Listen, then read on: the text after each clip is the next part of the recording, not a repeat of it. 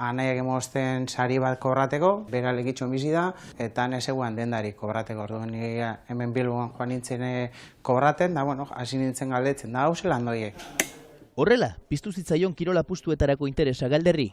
Atletik zalea Euskal Taldeen partideetan kantitate txikiak jokatzen hasi zen, baina pixkanaka. Sariekaz eta irabaziekaz, esatenean, gehiago apostaten badut, azkenean irabaziak handiago izango dira. Izan alzan arratzalde baten 110 postu, irabazi eskero, kriston dirutza, galdu eskero, 1.000 euro galtzen egazan momentuen igual.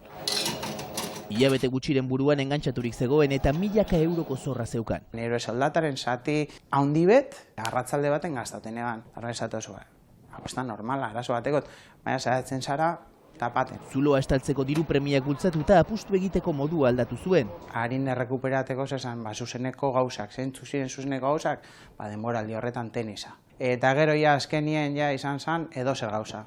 Berdin zitzaidan joge hielo edo badminton. Laguntza eskatzeko gaitasunik ez eta horrela jarraitu zuen, emaztea kontu korrontean dirurik ez zeukatela ohartu zen arte. Deitu ostean da, Galder, zer konta bardoztezu, hemen nau, bankuen nau, esan nau, Bikotekidearen ultimatumarekin Barakaldoko ekintza Lubiz elkartera jo zuen Galderrek laguntza eske. Dagoeneko 6 urte dira, jokatzeari utzi zionetik eta orain berak egiten die lehenbiziko harrera elkartera iristen diren jokozaleei. Arduraturik, epe motzera gazteekin datorren arazoa zohartarazten du. Edozein lekutan apostuak egoten direnez, normala esan daiteke, baina normala da zeure paga guztia bertan itzitea, normala da zeure DNA falsifikatea halako saloietan sartzeko, okerrena da gizarteak ez daula ikusten, baina etorkizunean arazo handi egingo dela.